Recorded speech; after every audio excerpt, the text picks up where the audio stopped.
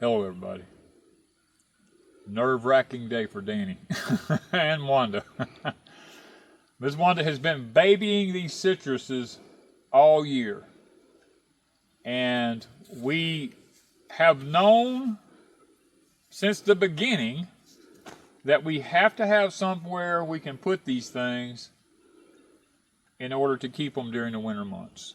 And, well, the time has come. We had to make a executive decision here. I did not want them back in my shop. I was told Wanda, I said, we just got to bite the bullet and just make this project happen, you know? And I wanted to wait till all the fruit was off, but Wanda we was can't. Like, no, let's just wait till the fruit's off. And I said, it'll be after Thanksgiving, before this fruit comes off here probably. And I said, it may frost freeze. Who knows? This weather we got today, you don't know what's going to happen. It was 92 yesterday and woke up this morning at 55. I mean, who knows what's going to happen? You know, I mean, and I'm the one who gets the chore of moving this stuff. And I'm the one that's sitting there with a heart attack waiting on my fruit to fall off while he's moving that if I damage one of them, my life will be boogery for a while. So I'm meticulously trying to just get underneath stuff and move it. And they handled the move real well. We didn't lose one fruit. I don't think we lost any. We didn't lose no fruit. I think we're good. Got them out here set up temporary under the shade because you want to keep your citruses under a shade. You don't want them out in this blistering sun we have. See, the sun's got that tree blocking them right there. Yeah, we're in good shape right here. This is a temporary setup. And you want to show them what happened to some of them, even though we had them. This is what's happened. They've got I think you call it, it's blister or something. The sun is scalding them where the the sun's hitting them. You can see the different ones of them. These are the ones that were out in the sun, where the sun was hitting them pretty hard. Just half of them. Look how, you see how that half is? And this one. It's just, you know. And this one. The sun was brutal to them. And one of them here was really bad. It was this one right here. This one was on the other side over yonder, and it was facing the evening sun. And, boy. It scalded them. I mean, it just about blistered them. Now, it won't hurt the flavor, I don't think, or anything. No, I don't think it'll hurt the flavor. It's just going to be hard to tell when they turn because it's already kind of burnt the skins. And the skins are tough. When they sit out like that, they're really, really tough. They're not the big fluffy like, you see how thick and luscious these look? Because we kept this lemon in the shade, and you see how luscious it looks. When we moved them out in the sun, they just see how these did? These are lemons. These are lovely lemons here. Look at that. But now, see, these right here that didn't have, they weren't in the sun. Yeah, these weren't in the sun here. These were kept in the shade, and you see how pretty and green they all still are? I mean, they're turning naturally like they're supposed to. Boy. Look at them hanging I was having fits with these. You break when you see these old limbs sitting there swinging like that, you're like, don't break. I mean, this tree has lean, so to get it. Oh, yeah. It has literally fell over in the pot. Once everything's harvested, we've got to fix this. We'll straighten this tree back up, probably take it out of the pot, put some more soil in it, and get it up to the top of it here. Because it has actually, I don't know if trees don't eat soil, but I mean, something happens. It just goes down. I mean, I don't know what happens. It uses it, and it has to be redone. And we have to replenish it, yeah. But this is their temporary home for, what, about a month? Well, it depends on how long old Danny boy. Well, I tell you what, it depends on if it ever cools off. Now, I've had the gravel delivered for the pad for the new project. So now I've got to take the forks off the tractor and go put the bucket on and begin those long journeys because I wouldn't let them bring it back in here. I don't let people back in my property. It's dumped on the main road out yonder, and it's probably not quite a quarter of a mile, but it's almost. Time you go back and forth, it is more than a quarter of a mile. Well, by the time I make 4 trips, I've went a mile. Yeah. A little over a mile, you know, so, you know, and I'm going to dump it, you know, spread it out in this area back here where these originally was, because they were on a hillside, you know, kind of like this. And we were nervous because when you looked out, the trees were sitting they were sitting like this, and if a wind blowed, they just fall over, you know, especially with the fruit. And we had a couple of them blow over. We had one, it was this one right here. This one fell over because it's a lot bigger pot. And it's not an established tree yet. It's not an established tree. It was new in the pot, and it did fall over. Now, we are supposed to be, Mr. Tim is supposed to be, if I'm correct, we got 2 or 3 more blood oranges. He said that the company was going to get us this year. And that'll probably... That'll wind up what we're doing. That'll wind up our fruit. Unless something dies. Yeah, of our citrus. That'll wind up our citrus. Because Chris brought us a Tangelo. Chris brought us a Tangelo. Where is it? Is it right here? One of these new ones. Nope, this is orange, I believe. Well, where's our That's the blood orange that Tim got us. Boy, it's a pretty tree, too. Yeah, where's the Tangelo? Before Wanda and I got married, I had a Tangelo tree that I had planted over at Deep South. And that thing got to be, oh my goodness, it was probably 8 feet tall and probably 8 feet in diameter almost. And that thing would have, I don't know, what, 300 or more Tangelos on it every year. And they were, guys, they were every bit as big as these lemons back here are. Yeah, they were that big or bigger. They were nice. And they're real thick skinned, and when you peeled them off, oh, they were just lovely. Kind of like a satsuma. Like a satsuma, but larger. And this is an Orlando Tangelo. Yeah. And Chris said they had one. I'm like, buy me one. I want one. So happy birthday to me from Chris. From Chris. And so what happened was in 2014, we had an unprecedented freeze at Deep South. And I did not get the tree covered. And as a matter of fact, I think it might have still had Tangelo. No, we took all the Tangelos off. That's right, we did too. We took all the Tangelos off of it. We didn't know how cold it was going to get. You know how the weather is. They tell you it's going one thing, and well, it just happened that night. It got down in the teens. It stayed iced over for almost a week and a half. We couldn't even go out of the house. We couldn't even get out of the house, off the porch hardly. And that tree froze and died. And we were heartbroken because I'd had that tree for years. I mean, many years. So this is the actual first one we've come across. We keep looking every year for a Tangelo. And we've never, ever, they always come up with some freaky new It's all variety. the satsumas and stuff, but not a Tangelo. But now, the satsuma is the only one we found that will bear... There's 2. There's 2, I'm sorry. There's Arctic Frost, which is a little bitty satsuma. The Owari. And now they make one called a Brown Select, but it has never really... We've bought several, not had any luck. Never had any luck with them, and the freeze usually gets them. But now the Owari is dead on every year. It just has satsumas on it year after year after year. One of them right here. Look at this. Yeah, the Owari. This is the Owari, and look how many's on this tree. There must be, I don't even know how many's on here, 30 maybe? Something like that.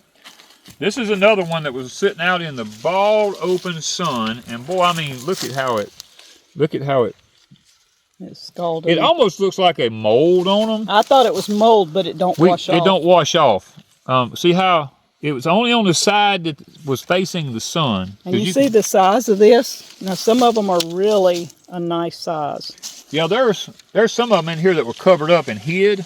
Like this one. Look how big. Look how big that one is. It's nice. These really are coming off in a week or 2. They're starting to turn. But look at this. Look at the Calamandan. This is the best it has ever done. Yeah. These little, y'all, I've been playing in dirt. These, you can eat the skin and all. They're full of seeds. They're a little bit tart. But they are tart now. But full of vitamin C. Now they will turn a lot darker than what Wanda just pulled off. But they are definitely really easy. They're almost like eating a kumquat. Yeah. Yeah, a tart kumquat is what they're almost. They're not quite as tart once they turn. Right, once they turn, they're not. This is more of an orangey flavor today. Yeah, that one's more ready than what you've normally been pulling off. Now this one's a little bit low in nitrogen. You see how the leaves have got those yellowy motley look? We need to get a little nitrogen in some of these. Now, we're going to rework all these. Yeah. With the new project. The new project, everything's going to get new trimming. Like this one is getting out of hand up yonder. Which, I love that. I wish it's where I could put this one outside and just see how big it would actually get, you know? We could as big as it is, but then again, we might lose the whole thing. Well, I thought about putting it, well, if I put it down in the woods, the deer are so bad here. They tore up every one of the citrus trees we put in the woods. They just tore them up. I'm sorry, guys. I'm still eating. There's one that's eating on that calamari. She loves them things. Oh, it is good. I love anything citrus. Yeah, and I really would like to be able to put this outside somewhere protected, like up against the side of the house or just something, and plant it in the ground. And I just want to see how big it'll get. And we might.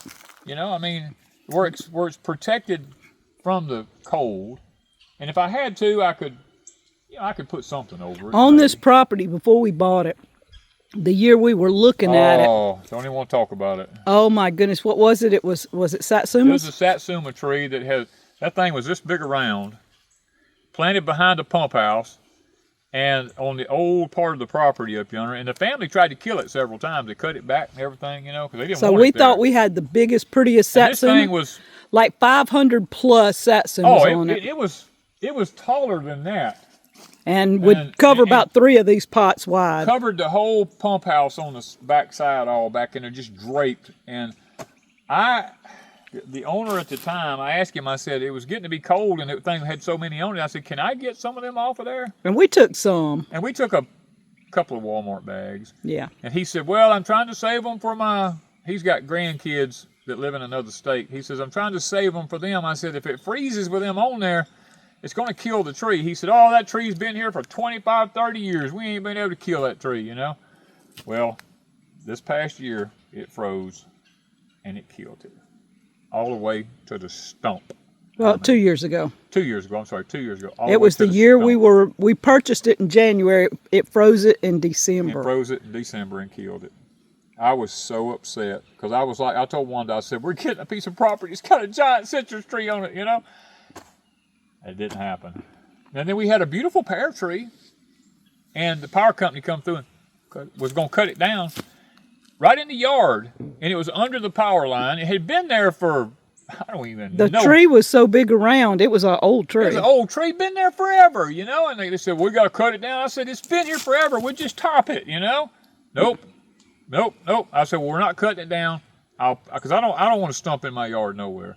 And I said, let me just push it up, because I got equipment. I can come in and remove trees out of the ground and stuff like that. So I came in and dug it up and pushed it out of the ground. So we lost the pear tree. Citrus tree. We lost the pear tree.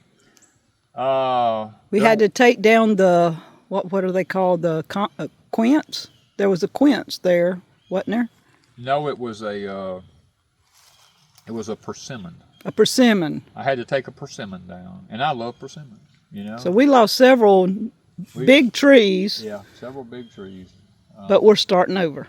But you know what? You gained a lot of pecan trees, though. Now, we gained a lot of pecan, we did. But now these blueberries you see here, one there, 3, 4 out yonder, 5, 6, 7. These were in the big garden up yonder. And I have to be able to lime that garden, and blueberries don't like lime. So I went in there and I come down here and dug all my holes with a bucket on the tractor. I mean, I dug a hole 5 feet wide and almost 5 feet square, and probably 2 to 3 feet deep. And I went up there in that garden, and I took my bucket and just dug down underneath them trees, and I picked the whole tree, dirt and everything up, and I come down here and eased them in these holes and set them down, not disturbing any of the roots on the trees. And most of them produced really well this year. And they produced the same year. Now we've got this one down here that's kind of... Well, I think this water oak is sapping this one to death. Yeah. I probably should dig this one up and move it somewhere else, because it's under the limb span of this water oak right here. Something's happening there. That's what it is. These water oaks, the top roots run on the ground out here, and they just sap everything. But we are creating And then we got all the pecan trees, you know. A nice place in the front. Yeah. We'd like to be able to look out across the pastures and see the pastures out there, and the cows and everything. That was our dream, was to be able to. The one thing I don't like is, it's not that I don't like people. Yeah, you don't like people. Just say it. I probably don't. I'm sorry, y'all.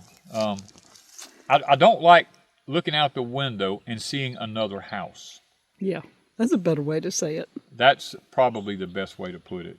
I don't like looking at neighbors.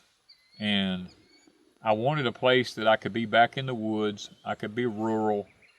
And that's what we found at Pecan Grove. Is a place I look out here, I don't see nobody nowhere. I don't care what direction I look in. I don't see a house nowhere, you know. Wanda and I can sit on the front porch. We can look at our property. We can look at our fruit trees. I don't hear people. I don't hear anything like that. All I hear is nature, the birds. An occasional barking dog in the distance. In the distance, there's some people that live way away from us. The sound carries through these. It's pretty hilly here. And you'll hear up the road is that way. You'll hear a car every now and then. You'll hear something pass on the blacktop out yonder. Enough of the rambling. I got to get busy. Matter of fact, it's lunch time. Just follow us, because I'm going to be putting a gravel pad in out here, and stay with us. Watch the citrus progress, and just pray that old Danny's got the energy to complete this project, because this is another pretty good sized little project, and I just hope and pray I've got the energy to. I probably will have if it'll cool off. It just won't cool off. But let me get busy. Let me get something to eat. Get busy, and we'll check you out on the next video. Thank you guys from Pecan Grove.